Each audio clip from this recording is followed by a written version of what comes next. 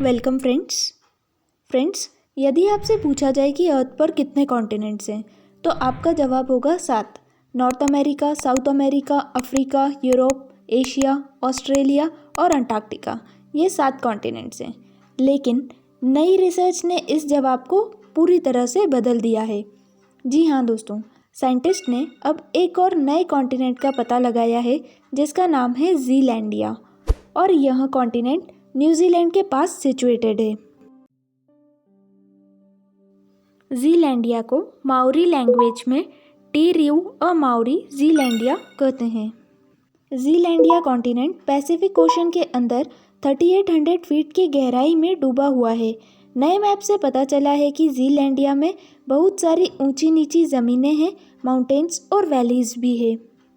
इस नए कॉन्टिनेंट का एरिया 50 लाख स्क्वायर किलोमीटर में फैला हुआ है, यानी यह इंडिया से करीब 17 लाख स्क्वायर किलोमीटर बड़ा है।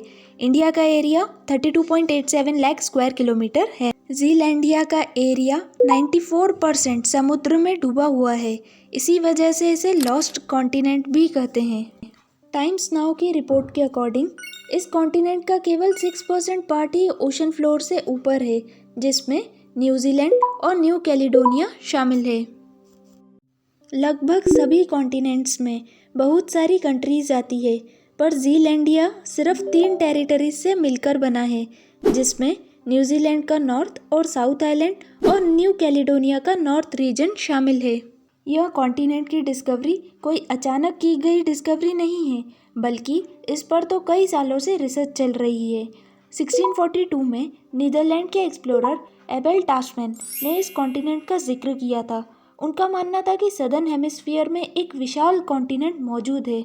हालांकि वैज्ञानिकों ने यह बात मानने में करीब 400 साल लगा दिए, और आज उनकी यही बात सही साबित हो रही है। 2017 में इस कॉन्टिनेंट का मैप भी रिलीज़ किया गया था। सैटेलाइट टेक्नोलॉजी और ओशन फ्लोर के ग्रेविटी मैप्स से यह कंफर्म हो गया कि यहाँ पर एक यूनिफाइड जोन है, जिसके कैरेक्टरिस्टिक्स एक कॉन्टिनेंट के कैरेक्टरिस्टिक्स से काफ़ी मिलते जुलते हैं। रिसर्चर्स इस नतीजे पर पहुँचे कि ज़ीलैंडिया पार्शियली पानी में डूबा हुआ कॉन्टिनेंट के टुकड़े नहीं है, बल्कि यह तो एक पूरा कॉन्टिनेंट ही है। साइंटिस्ट का मानना है कि Zealandia super continent Gondwana land से 7.9 करोड़ साल पहले टूटा था। इस कॉन्टिनेंट का 94% हिस्सा पानी में डूबा हुआ है, लेकिन लॉर्ड हावे आइलैंड, जो कि ऑस्ट्रेलिया के पास में है, यहाँ पर बॉल्स पिरामिड नाम की एक रॉक समुद्र से बाहर निकली हुई है। इसी जगह से पता चलता है कि समुद्र के नीचे एक और कॉन्टिनेंट है। दरअसल ऐसा माना जाता है कि सभी कॉन्टिनेंट्स एक ही साथ जुड़े हुए थे, जिसे पेंजिया कहा जाता है। कई हजारों सालों बाद यह सुपर कॉन्टिनेंट पेंजिया 2 टुकड़ों में डिवाइड हो गया। इसका एक पार्ट ने नॉर्थवर्ड मूवमेंट किया और दूसरे पार्ट ने साउथवर्ड मूवमेंट किया। नॉर्थ वाला पार्ट लॉरेशिया कहलाया, जिसे आज हम यूरोप, एशिया, नॉर्थ अमेरिका के नाम से जानते हैं, और सेकेंड वाला पार्ट जिसने साउथवर्ड मूवमेंट किया वह गोंडवाना कहलाया, जो कि आज अफ्रीका, अंटार्कटिका, साउथ अमेरिका और ऑस्ट्रेलिया बन गया। इसके बाद भी जियोलॉजिक फोर्सेस ने इन लैंडमासेस को तोड़ना जारी रखा और ज़ीलैंडिया करीब 10.5 करोड़ साल पहले गोंडवाना से अलग होने लगा, और यह एक तरफ टूटता गया और दूसरी तरफ समुद्र में डूबता गया। प्रेजेंटली इसका लगभग 6% पार्ट ही समुद्र के ऊपर है, बाकी का हिस्सा समुद्र में सबमर्ज्ड है, यानी 94% पार्ट ज़ीलैंडिया कॉन्टिनेंट का समुद्र में सबमर्ज्ड है। फ्रेंड्स, कॉन्टिनेंट तो लार्ज कंटिन्यूअस लैंडमासेस होते हैं, परंतु ज़ीलैंडिया का केवल 6% पार्ट ही पानी के ऊपर है। तो फिर आखिर किस क्राइटेरिया के अकॉर्डिंग ज़ीलैंडिया को कॉन्टिनेंट डिक्लेयर किया गया? न्यूजीलैंड की विक्टोरिया यूनिवर्सिटी और यूनिवर्सिटी ऑफ सिडनी के रिसर्चर्स ने अर्थ हिडन कॉन्टिनेंट नाम से एक रिसर्च पेपर पब्लिश किया, जिसमें उन्होंने बताया कि ज़ीलैंडिया में कॉन्टिनेंट होने के सारे मेजर कैरेक्टरिस्टिक्स प्रेजेंट हैं। आइए जानते हैं ऐसे क्या क्राइटेरियाज होते हैं जिस बेसिस पे हम एक कॉन्टिनेंट को कॉन्टिनेंट कह सकते हैं। सबसे फर्स्ट क्राइटेरिया होता है कॉन्टिनेंट समुद्र के स्तर से ऊपर उठा होना चाहिए। एक कॉन्टिनेंट में तीनों टाइप्स की रॉक्स प्रेजेंट होनी चाहिए, इग्नियस, सेडिमेंट्री और metamorphic rocks. Continental crust thicker होता है ओशनिक क्रस्ट के कंपैरिजन में, और कॉन्टिनेंट का एरिया 1 मिलियन स्क्वायर किलोमीटर से बड़ा होना चाहिए। ज़ीलैंडिया इन 4 क्राइटेरियाज में से लगभग सारे क्राइटेरियाज पूरे करता है।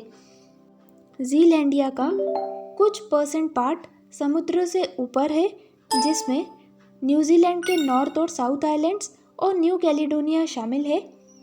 ज़ीलैंडिया की क्रस्ट में इग्नियस, सेडिमेंट्री और मेटामॉर्फिक रॉक्स तीनों टाइप्स की रॉक्स मिली है, जो कि सिर्फ एक कॉन्टिनेंट की क्रस्ट में ही पाई जाती है, और इसका क्रस्ट काफ़ी थिकर है। जनरली ओशन का क्रस्ट इतना थिक नहीं होता है। और लास्ट क्राइटेरिया, इसका एरिया 1 मिलियन स्क्वायर किलोमीटर से बड़ा है। इसका एरिया 50 लाख स्क्वायर किलोमीटर है। इन्हीं क्राइटेरियाज के बेसिस पे साइंटिस्ट ने ज़ीलैंडिया को कॉन्टिनेंट कहा है।